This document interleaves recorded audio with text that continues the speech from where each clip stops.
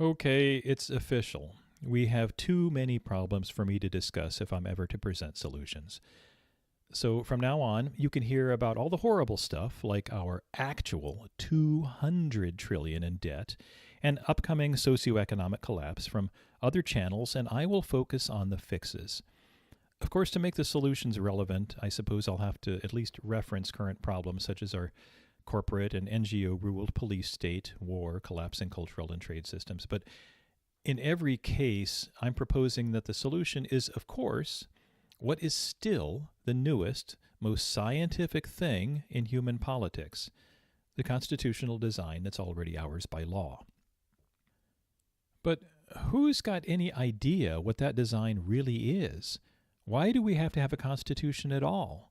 We've been so gaslit and hoodwinked and robbed and cheated for so long that, well, hence, therefore, that's the reason for an awful lot of what I, for one, have been doing for decades with protests, writing, political campaigns, and lawsuits.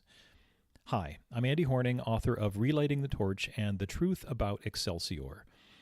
My book, Relighting the Torch, goes into much more depth on the question, what exactly is government anyway?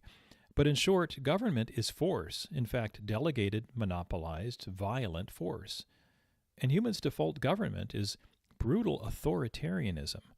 When we stop opposing that default state, when we fail to continuously fight our nature for a better plan, we humans get totalitarian rulers, oppression, slavery, genocide, and of course, war.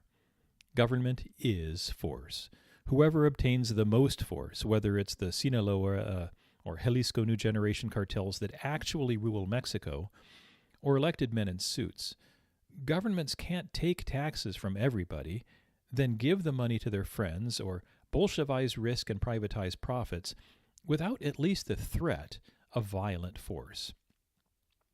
So in this video, I'll lay out what I think is most important to understand about our Constitution's purpose and how we the people, not the politicians who are supposed to be our servants, are supposed to use that Constitution against public servants who inevitably want to be our rulers. After all, the kind of people who want political power are not the kind of people we want to have political power. We have to keep them on a leash. So first, a little good news. Alternative media, like this one, are, thank God, now revealing to more and more people around the globe just who and what the blob, deep state, shadow government, or whatever we're calling our ruling class are, and what they are doing. It's about time. On the other hand, I think we've all known that our government is corrupt. But we've all had different ideas what that corruption is, and unfortunately, like most things today, our tribal conception of who's good and bad divide us into two ridiculously opposed factions in a shockingly bad puppet show that distracts us from everything important. Today I'm presenting a hopefully unbiased view of our nation's constitutional design fundamentals, putting them into the context of some current events, including calls for a Convention of States or Article 5 Convention. But I'll start with a bit of resurrected anarchic nihilism that's currently in fashion with too many in the liberty movement. So let's look over our historical shoulder for a bit of perspective. While we apparently had to have our Civil War to end government-sanctioned slavery, it came at the tremendous cost of all wars. More fear aggression syndrome response, more centralized political power, and way more corruption. So that by the war's end, many smart people, like the influential abolitionist and anarchist Lysander Spooner, noted that our federal government scarcely resembled what the Constitution authorized. He wrote in his 1867 essay, No Treason, the Constitution of No Authority, quote, "By false interpretations and naked usurpations, the government has been made, in practice, a very widely and almost wholly different thing from what the Constitution itself purports to authorize." Unquote. That was true. But then he had to go and write this, quote, "But whether the Constitution really be one thing or another, this much is certain, that either it has authorized such a government as we have had, or it has been powerless to prevent it. In either case, it is unfit to exist." Unquote. Dang it. This is where he went completely off the rails. And this is the quote that too many invoke to dismiss the Constitution as irrelevant and even bad. Here is one thing I hope is clear by the end of this video. The Constitution literally did not authorize such a government as we have had. In fact, the Constitution forbade it. And who was it that made the government what it became? It's we the people. It is no fault of the Constitution that we cast it aside, violating the compact out of our usual follies of fear, ignorance, hatred, envy, and sloth. In fact, Spooner himself wrote in the same essay, quote, "In fact, few persons ever read it, and doubtless much the largest number of those who voted for me and the others never even saw it, or now pretend to know what it means." Unquote. So Spooner himself saw the collective ignorance of constitutional design and yet blamed the Constitution for it. Constitutions, like our votes, are intended as weapons we are to use against ungoverned government. Blaming the Constitution is something like blaming God for giving us free will. So this podcast is going to go a bit longer than my previous ones because my goal is to demystify some abstractions and make clear just what governments are and how it's our role to keep them on a leash. My book devotes a whole rather long chapter to the subject of what is politics, what is government. As I already said, the brutally short answer is that government is force, with at least implied violent force, for everything we empower it to do. Whoever gains a monopoly on violent force is a government. See my book, or heck, human history and current events back me up on this. The key point here is that governments are not necessarily authorized. In fact, they seldom have been, arguably never have been. Governments are more often taken by force, not authorized by any agreements, written or otherwise, excepting, of course, contracts of surrender.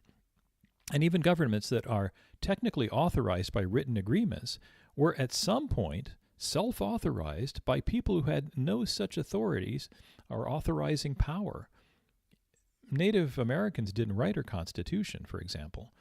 And governments have, by the preceding definition, jurisdictions limited by their force or power. For example, if I, as a regular citizen, were to write a law, would you have to obey it? Could I get the police to enforce it and the courts to, rule on it? Well, that depends. Since I've posted no hunting and no trespassing signs on my farm, then yes. If I were to post the same signs on your property, however, then no. My property, my jurisdiction. Your property, your jurisdiction. If a lawmaker writes a law, however, would we have to obey it? Would the police and courts enforce it? Well, that depends. A county official isn't supposed to make international treaties. A federal official isn't supposed to. Well, this is where things got very problematic very fast. Constitutions are about authority as opposed to merely about laws. But you'll see when we get to the Constitution's amendments that successive generations of politicians and voters lost that understanding and started making our Constitution into something it never was intended to be, and started loosening the whole ideas of infinite rights of individuals and finite powers of government as detailed in Part 1 of this series. Because it's critically important, I'll lay it out again. Amendment 9 says basically that we, the actual people, have all rights and powers not specifically taken away in the writing of state or federal constitutions. Amendment 10, however, says that federal government has no power not specifically granted in the federal Constitution. Check out that video if this isn't clear. Anyway, a key tenet of justice is that you're not supposed to either take or give away or harm what doesn't belong to you. And a key part of constitutional design is about what belongs or doesn't belong to government. It's a separation and opposition of jurisdictions and powers such that each branch of government is entrusted with only finite, clearly defined authorization. Let's consider the first sentence of the very first 3 articles of the Federal Constitution. Article 1, Section 1 says, quote, "All legislative powers herein granted shall be vested in a Congress of the United States, which shall consist of a Senate and House of Representatives," unquote. So, nobody else is authorized to write any laws, not judges, not executives, and definitely not their agencies. These days, most laws are written by executive agencies, unelected bureaucrats in those agencies. That's most of our laws now. And those laws actually are often drafted by their corporate friends. And we'll have another video on this one. This is an important one. Okay, Article 2, Section 1 says, quote, "The executive power shall be vested in a President of the United States of America," unquote. That's the executive power, not some executive power, the executive power. Courts can't execute anything. Legislators can't execute anything. Legislators legislate, courts judge. The executive executes. Article 3, Section 1 says, quote, "The judicial power of the United States shall be vested in one Supreme Court and in such inferior courts as the Congress may from time to time ordain and establish," unquote. Ditto the previous. It says the judicial power. No making laws, no executive power. Just judgment on individual cases, and those judgments are not to have any legislative effect. The working theory we typically call checks and balances assumes that each of the three legitimate branches, not the bureaucracy, not NGOs, not INGOs, not their corporate friends, will defend their authorized power against the other branches and check the exercise of powers of the other branches against each other as well, such that two branches don't gang up on the third. The observable fact is that the preceding theory is based on is that power tends to corrupt. While we're apparently experiencing one of those eras when global domination by a tiny number of fanatics seems like a good idea, human history bears out the truth that centralization and concentration of power is a very bad idea, a terrible thing. So, about the Convention of States, or Article 5 Convention proposals, there are a few key principles to keep in mind. Number 1, we have all rights not specifically taken away in constitutions, including the right to alter or reform our government by firing or hiring different people to run it. Number 2, government has no powers not specifically granted in constitutions. It is literally not authorized to do most of what it's doing to us today. Number 3, just like you and I, government has no authority to take or give away what doesn't belong to it. This by itself nullifies most recent treaties, the UN's Agenda 2030, the powers we've granted corporations, NGOs, and INGOs, our CIA, NSA, the FBI. I could go on for days with this one. Our government has taken what doesn't belong to it. So if you analyze what it is that people want of a convention of states, it boils down really to just three things. Number 1, we already have what they want. They just don't know it. And number 2, they trust the state politicians who are violating both federal and state constitutions to rewrite the federal constitution. We're literally asking not literally, figuratively, we are asking the fox to guard the hen house. Number 3, what they want is what we, the people, won't do for ourselves, and that dooms the whole thing. My book, and indeed this whole video series, is and will be all about that first one. So let's end this video focusing on the second and third ones. Number 2, the self-appointed, inherently divisive, wholly corrupt, and mathematically two-party system our founders warned against is itself unconstitutional. There's a pretty long chapter on this in my book, but don't most of us already hate this monster? And the key fact here is that the incumbent people and parties are currently violating the whole constitutional design themselves. Don't we think they'll destroy what's left of it to craft rules that better suit their corrupt desires? And won't they also ignore and violate those rules too, as it suits them? That leads to number 3. We cannot delegate this away. We really do have what we've chosen. We, the people, did this to ourselves across generations. It's our votes that bit by bit shredded our constitutional, moral, and legal fabric.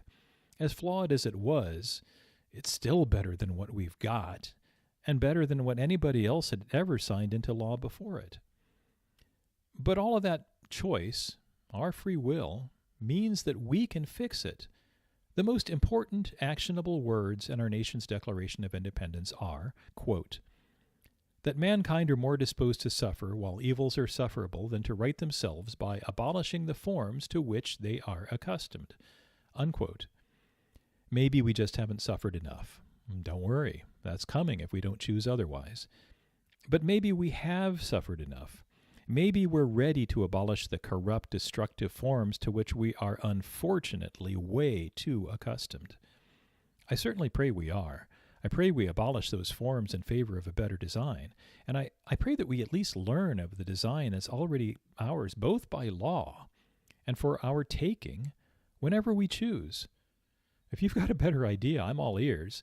But so far, all I've heard by way of a vision for our future is worse, much worse, than what's already been bequeathed to us. Thanks for listening. Liberty or bust. Have a great day.